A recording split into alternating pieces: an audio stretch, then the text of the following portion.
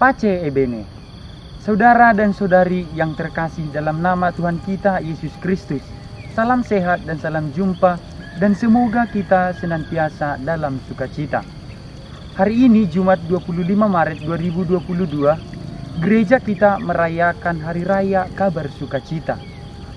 Bacaan Injil yang akan kita renungkan diambil dari Lukas 1 ayat 26 sampai 38, pemberitahuan tentang kelahiran Yesus.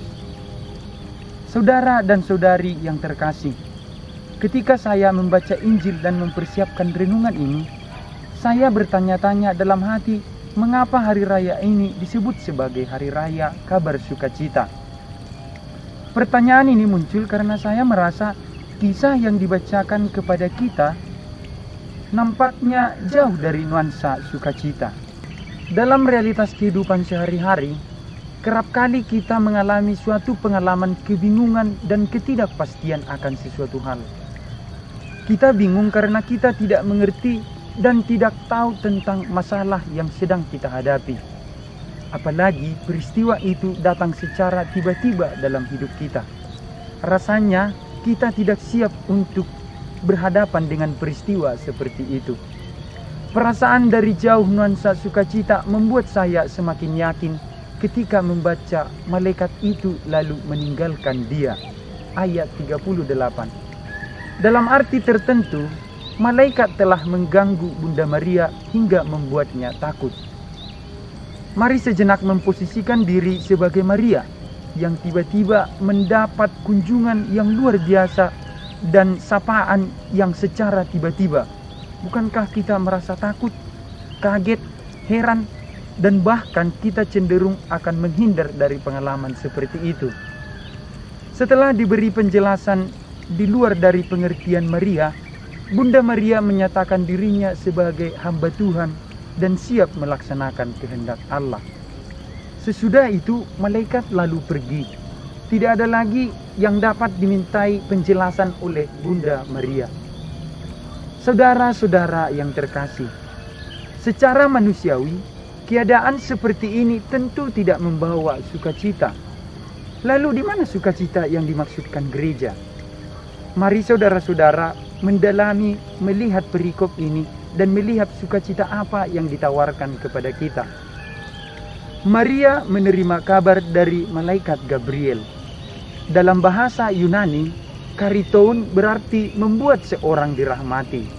Jadi, salam ini hendak menunjukkan bahwa Maria mendapat rahmat dari Allah yang akan mengandung dan melahirkan seorang anak laki-laki yang harus dinamai Yesus. Nama Yesus berasal dari kata Ibrani Yehoshua yang berarti Yahweh menolong. Diterjemahkan dalam bahasa Yunani menjadi Yesowos. Nama Yesus mengacu pada identitasnya sebagai anak Allah yang menjadi keturunan Daud. Dalam kebingungan, Maria bertanya kepada malaikat itu, "Bagaimana hal itu mungkin terjadi karena aku belum bersuami?" Sebenarnya dalam bahasa aslinya, yakni bahasa Yunani, kalimat "karena aku belum bersuami" diterjemahkan "karena aku belum mengenal seorang pria". Di sini, kata mengenal berarti mengadakan hubungan badan sebagaimana hubungan suami istri. Maka, dalam konteks ini, Maria memang sudah terikat pernikahan secara resmi dengan Yusuf. Karena Maria adalah tunangan Yusuf. Tetapi, belum tinggal satu rumah dan belum mengadakan hubungan badan dengan Yusuf. Artinya, Maria masih perawan. Bagaimana mungkin seorang perawan yang belum berhubungan badan dengan laki-laki dapat mengandung? Secara biologis manusiawi, hal itu memang mustahil terjadi. Tidak mungkin seorang perawan hamil kalau tidak melalui hubungan badan. Namun, segala sesuatu menjadi mungkin karena kuasa Allah. Karya cipta dan kuasa Allah serentak terjadi kepada Elizabeth yang disebut mandul itu pun telah mengandung pada bulannya yang ke-6. Secara biologis manusiawi, mandul berarti tidak mungkin dapat mengandung. Bagi orang Yahudi, mandul adalah sebuah aib dan kutukan dari Allah. Oleh karena itu, kehamilan Elizabeth yang mandul itu jelas hanya terjadi karena campur tangan Allah yang berbelas kasih menghapuskan aibnya.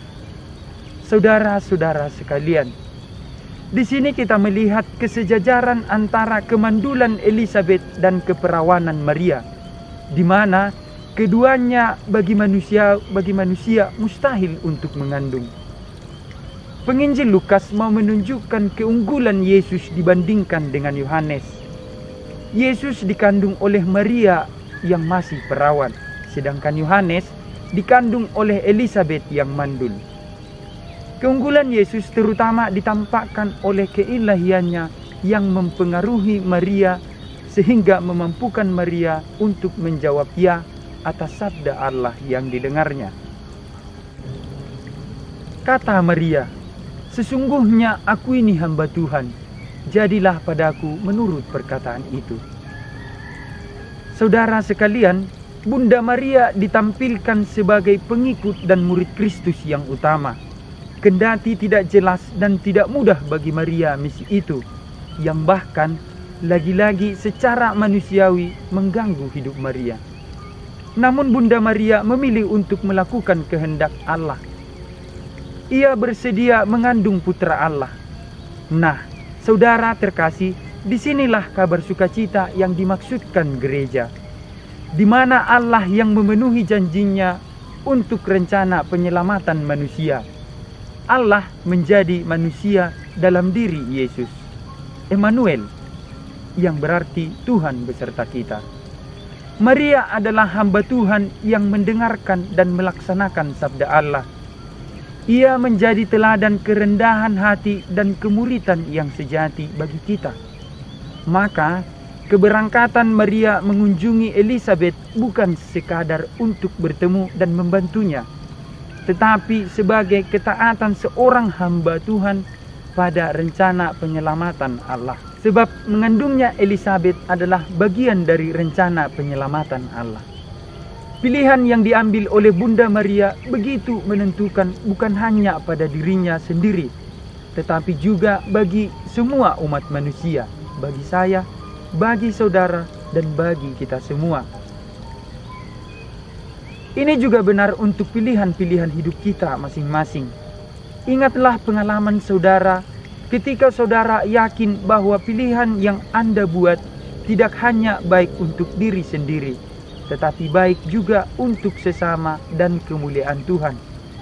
Pilihan di mana kita tidak hanya mementingkan diri sendiri, melainkan juga memikirkan orang lain. Mari saudara-saudara mensyukuri pengalaman yang demikian dan terus bertindak bijaksana dalam memilih melakukan sesuatu dan terus belajar daripadanya. Mari tetap berjuang memilih dan melakukan perbuatan-perbuatan baik, bukan hanya kepada diri sendiri, melainkan kepada sesama dan kepada Tuhan. Amin. Pace ebene.